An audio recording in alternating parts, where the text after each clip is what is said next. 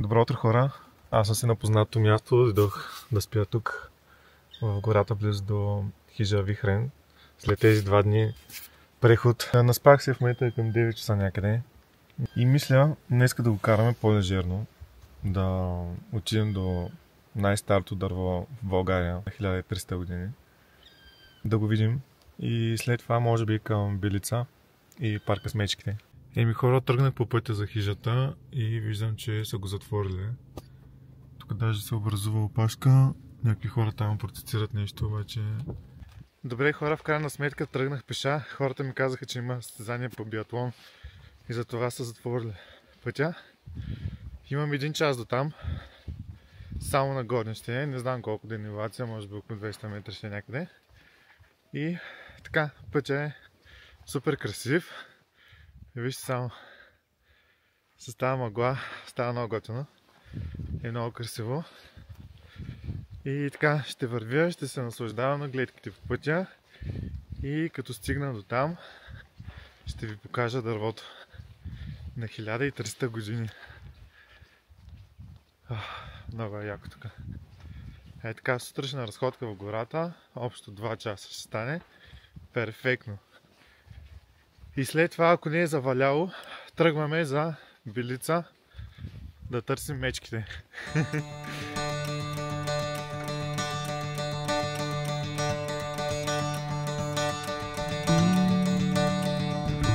Ето състезатели почнаха да минават вече по трасето.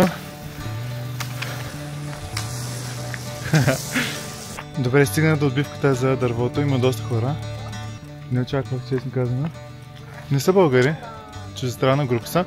Аз продължавам нагоре по ето тази пътека. Хайде! Hello.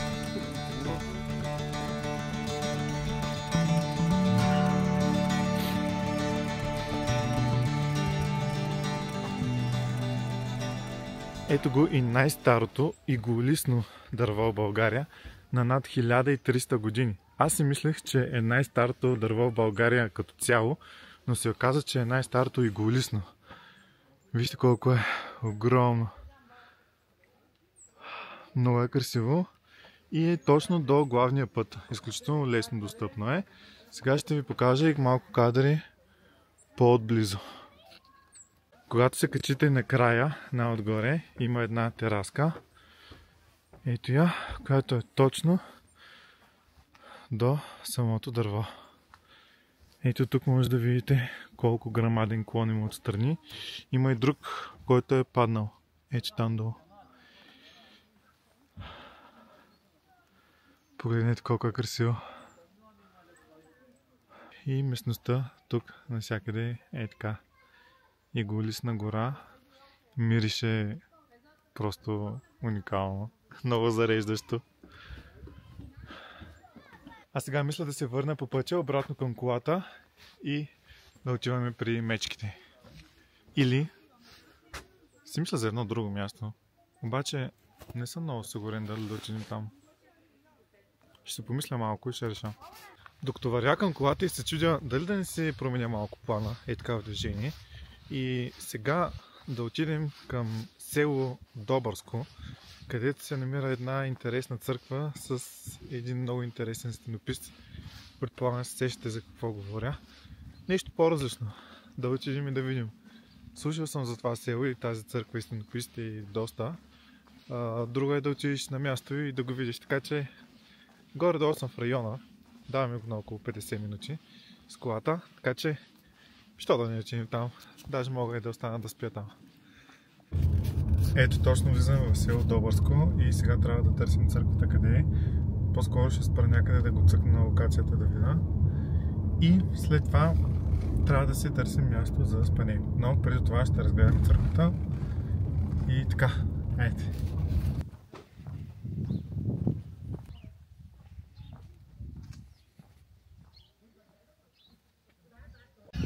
Аз вече се намирам пред църквата. Предполагам, че се влиза ето от тук, но е заключено и за съжаление няма никой. Мисля да изчакам да видя дали някой няма да се появи, за да ми отвори. Разгледах църквата отвътре, за съжаление не можеше да се снима с камера. Попитах, но жената беше много мила и срещу скромно дарение ми направи една беседа и ми разказа за църквата. Те още не могат да установят точно кога е построена, около 1600 година. Не се знае кой е изографисал. Отвътре с всички тези стенописи. Запазени са благодарение на системата за въздух, която е направена, която действа като климатик, да се проветрява и да поддържа постоянна температура вътре и се заслужава да се види. Задължително го направете с беседа, просто за да знаете какво гледате, когато гледате всичките тези неща, които ще видите вътре. И така, няма такса вход, има печат, който събира тези туристическите печати. И така, място определено си заслужава. И сега остава да продължа напред към място, където трябва да нощувам днес.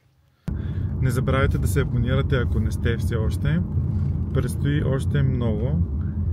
Така че, ако имате идеи, пишете в коментарите на къде да ходя, къде и какво да посетя, какво да видим. И така, сега да видим къде ще се намеря място за спане. Дано да е в гората. Добро утро, хора. Събудиха ми някакви викове на крави. В момента е 8 часа сутринта. И спя на едно пасище за крави, точно до парка с мечките. И така, сега ще се разсъбудя малко, може би ще направя едно кафе или чай. И отивам някъде, където има обхват, тъй като няма обхват от снощи, откакто съм тук. И доколкото знам, парк с мечките отваря чак 12 часа. Така че ще видим какво ще правим до тогава. Ейте. Ето ги кравите по пътя.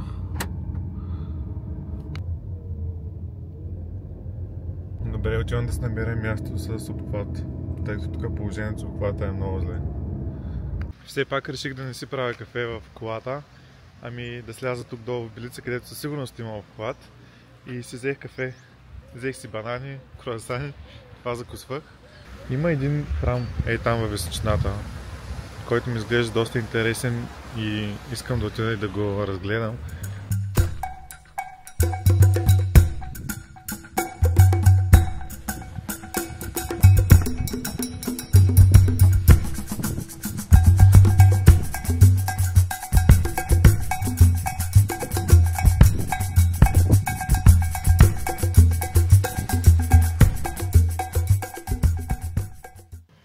Разгледах храма отвътре, запалих една свещичка. Искам да ви кажа, че ми взе някакво страхотно спокойствие. Тук в град Белица времето наистина е спряло.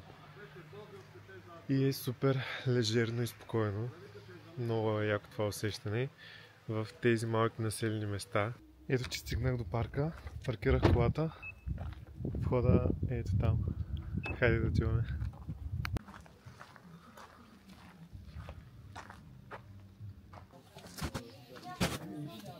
Парк на мечки, град Белица. Паркът ни е основан през 2000-та година от известната френска актриса Брижит Бардо и нейната фундация. Тя обединява сили с другата фундация, наречена Четири лапи, и заедно решават да построят един парк за всички танцуващи мечки в България. Той е имал 24 танцуващи мечки и 2007 година успяваме да ги спасим всички. От тогава парка ни има нова мисия. Да даде един хубав и сигурен дом на всички мечки, които намерим, които са държани неподходящи за тях условия.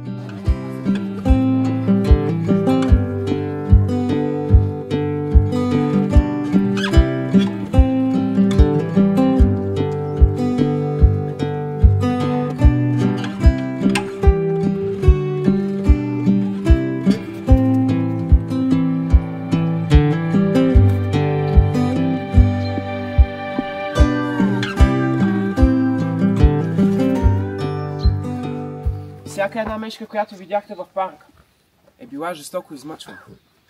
Всяка една от тях е взимана още от бебе и във всички случаи майките им са били убивани. Тези мечета се взимат и подлагат на ужасни жестокости, за да станат какви ли не атракции. Селфи мечки, танцуващи мечки и любимци, както може да се нарече. Обаче, най-лошото винаги виждат бившите танцуващи мечки, като лапите му мажат вазелин. Взимат го отново мечето и го поставят над нагорещена ламарина. От болката мечето започва да скача наляво и надясно и оттам произлиза те да са танцуващи мечки.